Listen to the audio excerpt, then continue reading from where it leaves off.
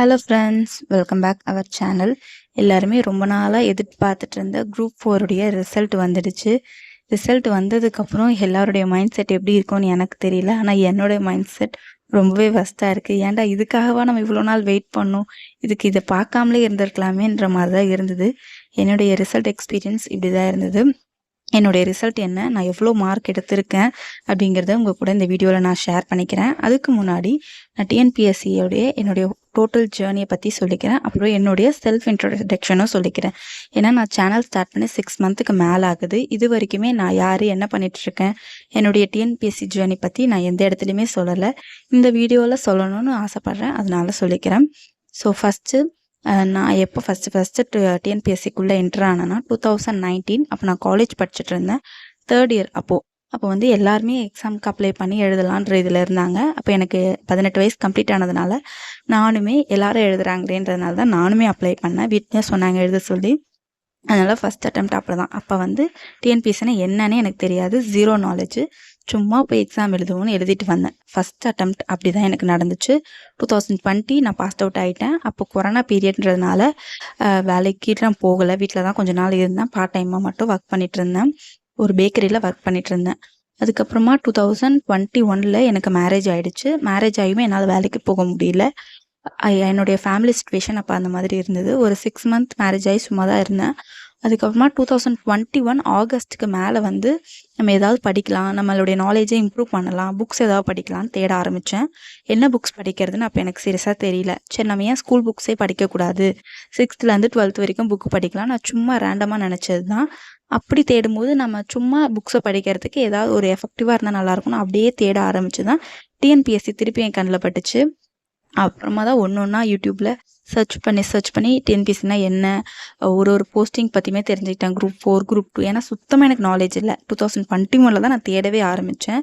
அதுக்கப்புறமா ஒன்றா பார்த்து இப்படி தான் படிக்கணும், இதெல்லாம் பண்ணால் நம்ம பாஸ் பண்ணலாம், கவர்மெண்ட் ஆஃபீஸர் ஆகலான்னு ஒரு கான்ஃபிடென்ஸ் வந்தது. படிக்கவும் ஆரம்பித்தேன் 2021. அப்போ ஃப்ரெஷர்ன்றனால எனக்கு நோ ஐடியா. எனக்கு ரிலேட்டிவ், என்னுடைய ஃப்ரெண்ட்ஸ் சர்க்கிள்னு யாருமே டிஎன்பிஎஸ்சியில் கிடையாது. நான் தான் ஃபஸ்ட்டு. அதனால் எனக்கு எதுவுமே தெரியல. ஃபுல்லாகவே என்னுடைய சோர்ஸ் யூடியூப் மட்டும்தான். அதில் பார்த்து தான் ஒன்றொன்னாவே தெரிஞ்சுக்க ஆரம்பித்தேன். 2021 புக்ஸ் கலெக்ட் பண்ண ஆரம்பித்தேன்.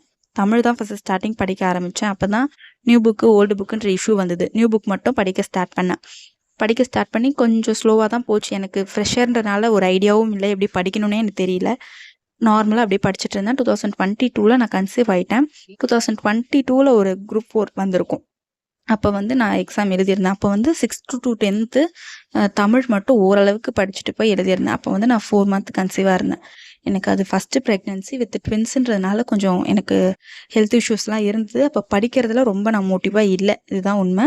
அதனால் நான் சரியாக படிக்கலை. நான் படித்ததை மட்டும் வச்சு அப்போ போய் ஒரு அட்டெம்ப்ட் போட்டிருந்தேன். அப்போ நான் கிளியர் பண்ணேன். அப்போ வந்து ஒரு 121 கொஷின்ஸ் கிட்ட போட்டிருந்தேன். இதுதான் என்னுடைய செகண்ட் அட்டெம்ப்ட். அதுக்கப்புறம் நான் படிக்கவே இல்லை. எனக்கு டெலிவரி அப்படி இப்படின்னு போயிடுச்சு. 2023 ரிசல்ட் வந்திருக்கும். குரூப் 22 ரிசல்ட் வந்தது. ரிசல்ட் பார்த்ததுக்கப்புறம் நிறைய பேர் மாதிரி நானும் ஹைப் ஆகி திருப்பி ஏன் நம்ம படிக்கலாமே, ஏன் விட்டுட்டோன்னு திருப்பியும் ஸ்டார்ட் பண்ணேன். இடையில நான் படிக்கவே இல்லை. திருப்பியும் 2023 ஒரு 2 மாதம் மட்டும் படிச்சிருப்பேன். அப்போ வந்து எனக்கு டெலிவரி ஆகி பாப்பா வந்து 6 மந்த் கிட்ட இருந்தாங்க. 4 மந்த்தில் படிக்க ஸ்டார்ட் பண்ணிட்டேன்னா ஒரு 2 மந்த் படிச்சிருப்பேன்.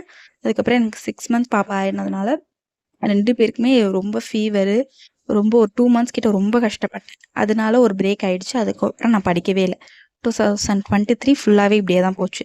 24 ஒரு குரூப் 4 வந்தது. அதுதான் என்னுடைய 3rd அட்டெம்ப்ட். அதுக்குமே நான் படிக்கலை, சும்மா தான் போய் எழுதியிருந்தேன். எங்கள் அம்மா தான் போய் எழுதுன்னு சொல்லுவாங்க. அதனால் அப்போயுமே நான் சும்மா போய் எழுதிட்டு வந்தேன். எழுதிட்டு வந்ததுக்கப்புறம் தான் எனக்கு கொஷின் பேப்பர் பார்க்கும்போது என்ன, நமக்கு ஏதோ கொஞ்சம் படித்த மாதிரி தெரியுது, ஆனால் ஆன்சர் மட்டும் தெரியல அப்படின்னு பார்க்கும்போது இது ஏன் நம்ம மிஸ் பண்ணிட்டோம், படிச்சிருக்கலாமோன்னு திருப்பியும் ஹைப் ஆக ஆரம்பிச்சது. 2024 குரூப் 4 எக்ஸாம் முடிஞ்சதுக்கப்புறமா அதுக்கப்புறம் சரின்னு திருப்பியும் படிக்கலான்னு ஸ்டார்ட் பண்ணேன். அப்போ தான் குரூப் 2 வந்தது.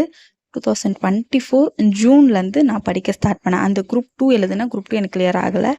அப்பயுமே நான் ஃபெயிலியர் தான். சரி, அடுத்த குரூப் 4 2025 வரும்னு சொன்னாங்க. சரி, அதுக்காக படிக்கலாம் நான் ஸ்டார்ட் பண்ணேன். கன்சிஸ்டன்சியாக 2024 ஜூன்லேருந்து இந்த குரூப் 4 வரைக்கும் நான் ஆனஸ்ட்டாக சின்சியராக படித்தேன். இதுக்கு முன்னாடி நான் கன்சிஸ்டன்சியாக படிக்கலை. டோட்டலாக பார்த்தா 5 இயர்ஸ் இந்த ஜேர்னிக்குள்ளே நான் இருந்திருக்கேன். ஆனால் கன்சிஸ்டன்சியாக நான் படித்ததுன்னு பார்த்தா கரெக்டாக ஒரு 1 இயர் தான். இந்த 1 இயரில் நான் சிலபஸ் ஆனால் கம்ப்ளீட் பண்ணிட்டேன். ஃபுல் சிலபஸ் கம்ப்ளீட் பண்ணி தான் இந்த 2025 எக்ஸாம் எழுதியிருந்தேன். நான் இந்த எக்ஸாமே கிளியர் பண்ணிவிடுவேன். ரொம்ப ஓவர் கான்ஃபிடென்ஸ் ஆகிட்டேன்னு நினைக்கிறேன். கொஷின் பேப்பர் பார்த்தா ரொம்ப டஃப்பாக இருந்தது. நம்ம யாருமே எதிர்பார்க்காத அளவில் இந்த எக்ஸாம் இருந்தது. இந்த எக்ஸாமில் எனக்கு அப்போவே தெரியும் இது வந்து கிளியர் ஆகாதுன்னு தான். இருந்தாலும் ஒரு 1% நம்பிக்கை. ஏன்னா கொஷின் பேப்பர் டஃப்பாக இருக்குது, கட் ஆஃப்லாம் குறையுன்ற மாதிரி நிறைய பேர் சொன்னாங்களா. சரி, நமக்கு குறைஞ்சதுன்னா இன்கேஸ் நம்ம செலக்ட் ஆகிட்டா எப்படி இருக்கும், நல்லா இருக்குமேன்னு அப்படின்னு தோணுச்சு. ஆனால் நான் போட்ட கொஷின்ஸ் ரொம்பவே கம்மி. லாஸ்ட் வீடியோவில் கூட நான் வந்து போட்டிருப்பேன், குரூப் 4 ரிசல்ட் நினச்சி பயமாக இருக்குது, நான் கிளியர் ஆக மாட்டானா அந்த மாதிரிலாம் சொல்லியிருப்பேன். என்னுடைய மார்க்கை வந்து கெஸ் பண்ணுங்கன்னு சொல்லியிருப்பேன். நிறைய பேர் ரொம்ப அதிகமாக சொல்லியிருந்தீங்க. ஆனால் நீங்கள் சொன்ன அளவுக்குலாம் எனக்கு எடுக்க முடியல. நான் அவ்வளோலாம் இல்லை. சீரியஸாக நான் ஒரு 1 இயர் படித்தேன். நான் ஒரு ஹவுஸ் ஒய்ஃப் ப்ளஸ் வந்து எனக்கு 2 பேபிஸ் இருக்காங்க. அவங்க வந்து இப்போ 2.5 வயசு ஆகுது. அவங்கள வச்சுட்டு தான் நான் படிக்க ஸ்டார்ட் பண்ணேன். என்னால் முடிஞ்ச வரைக்கும் நான் படித்தேன். சிலபஸை கம்ப்ளீட் பண்ணேன், போய் எக்ஸாம் அட்டன் பண்ணேன். என்னால் முடிஞ்ச வரைக்கும் தான் போட்டிருந்தேன். கரெக்டாக நான் எவ்வளோ கொஷின்ஸ் போட்டிருக்கேன்னா 138 கொஷின்ஸ் போட்டிருக்கேன். டென்டேட்டிவ் நான் கீ செக் பண்ணும்போது 130 தான் இருந்த மாதிரி இருந்தது. ஆனால் இப்போ ரிசல்ட் பார்த்தா 138. எந்த கொஷினுக்கு கிரேஸ் மார்க்லாம் சொல்கிறாங்க, அதெல்லாம் எனக்கு வந்திருக்கான்னு எனக்கு அதெல்லாம் தெரியல. ஆனால் இப்போ என்னுடைய ரிசல்ட் வந்தீங்கன்னா 138 கொஷின்ஸ் நான் கரெக்டாக போட்டிருக்கேன். அவ்வளோதான்.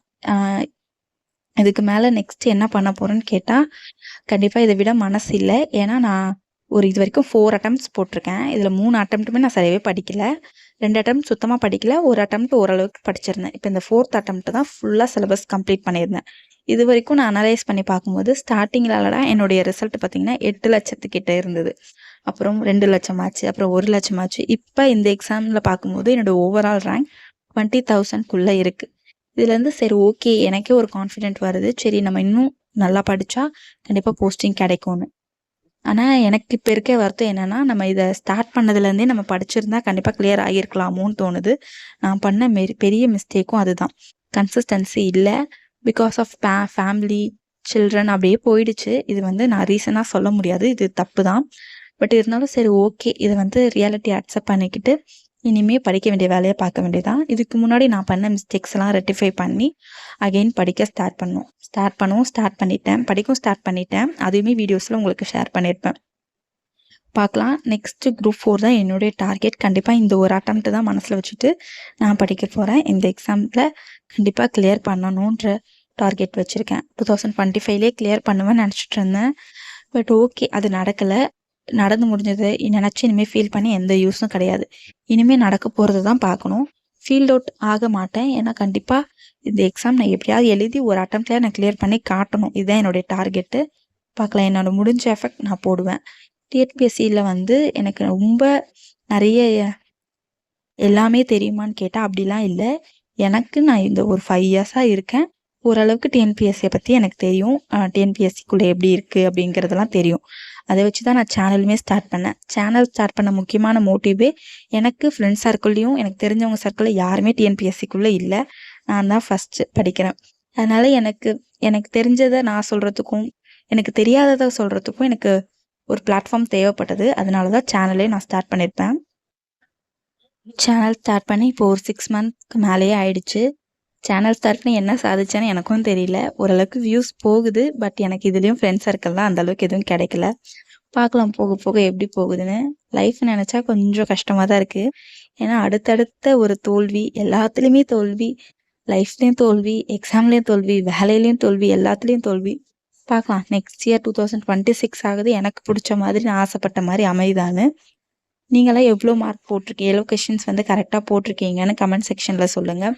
உங்களுக்கு இந்த எக்ஸாம் ரிலேட்டடாக நீங்கள் கற்றுக்கிட்டது என்ன அப்படிங்கிறதையும் சொல்லுங்கள். எக்ஸாமில் நிறைய பேர் கிளியர் பண்ணியிருக்கீங்க. கிளியர் பண்ணவங்களுக்கு ஆல் தி பெஸ்ட். என்ன மாதிரி புலம்பிட்டு இந்த மாதிரியும் இருப்பீங்க. அவங்களுக்கு என் கூடயே சேர்ந்து அகைன் ஸ்டார்ட் பண்ணுங்கள். கண்டிப்பாக நம்மளால் முடியும்னு நினைப்போம், முடிச்சு காட்டுவோம். 2026 நமக்கான இயராக அமையும். இந்த வீடியோ அவ்வளோதான். இந்த வீடியோ பிடிச்சிருந்தா உங்கள் ஃப்ரெண்ட்ஸுக்கு ஷேர் பண்ணுங்கள். இந்த வீடியோக்கு ஒரு லைக் பண்ணிக்கோங்க. நம்ம சேனலில் மறக்காமல் சப்ஸ்கிரைப் பண்ணி வச்சுக்கோங்க. அப்கமிங் 2026க்கு என்னுடைய ஜேர்னியை நான் உங்கள் கூட ஷேர் பண்ணிக்கிறேன். தேங்க்ஸ் ஃபார் வாட்சிங். நெக்ஸ்ட் ஒரு வீடியோவில் பார்க்கலாம்.